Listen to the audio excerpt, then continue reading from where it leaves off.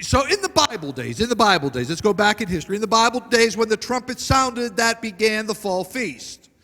When the trumpet blew, every Jew began to make their way to the temple for worship. They would drop everything that they were doing. Jesus also used this same idiom, same phrase, speaking in Luke chapter 17. You can look it up. He said, there will be two grinding at the mill. One will be taken, one will be left. There'll be two in the field.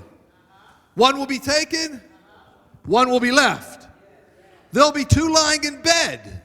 One will be taken, one will be left. Well, if you think that through, what are these folk doing in bed while the other ones are out grinding at the mill? Here's why. They're on the other side of the earth.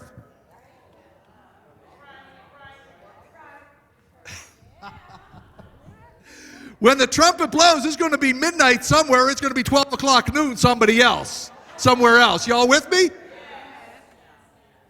Jesus didn't miss a thing, y'all. Trust me. So when that last trumpet blows, right, you might be in the marketplace. One's going to be taken, one's going to be left. You might be sitting in a schoolroom. One's going to be taken, one's going to be left. You might be at your job. One's going to be taken. I'm going to meddle a little bit now. You might be lying next to your husband or your wife. Listen, somebody. One's going to be taken. One's going to be left. You might be in a church on a Sunday morning. I'm trying to talk to somebody this morning. One's going to be taken and somebody, honey, is going to be left.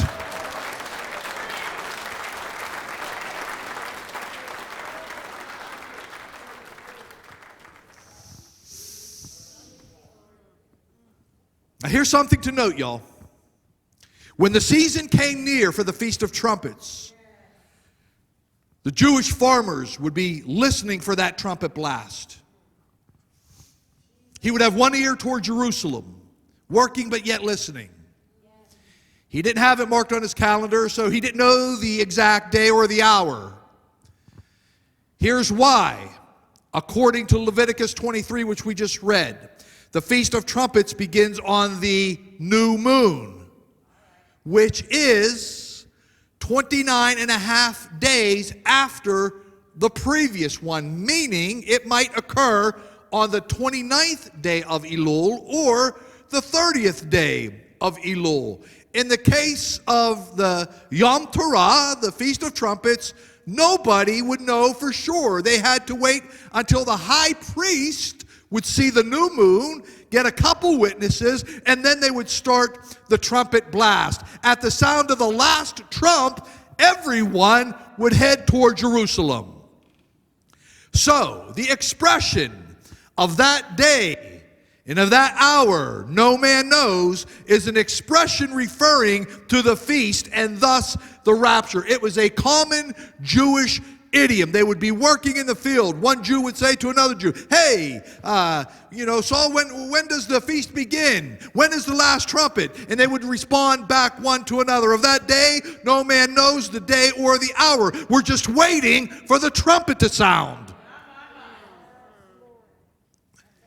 So see, a lot of people try to bail out, oh, Pastor, you don't know when Jesus is coming. No.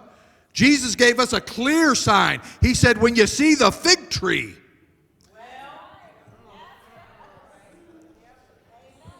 That fig tree happened, y'all, in 1948. There's probably some seasoned saints here that were alive when that happened. I'm not going to ask you to reveal yourself.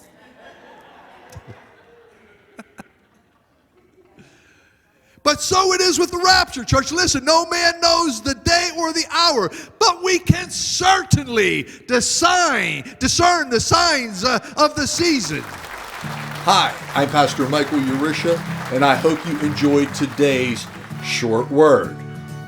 If you liked and agreed with this message, please hit the share button and share it with everyone you know. Together, we could proclaim this gospel of Jesus Christ to the ends of the earth. And now, if you'd like to watch the message in its entirety, simply click on the link below. God bless you, my friend, and we hope to see you here next time as together we go beyond. To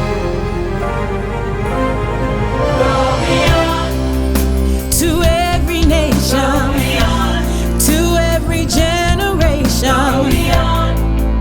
to all creation, to proclaim the gospel.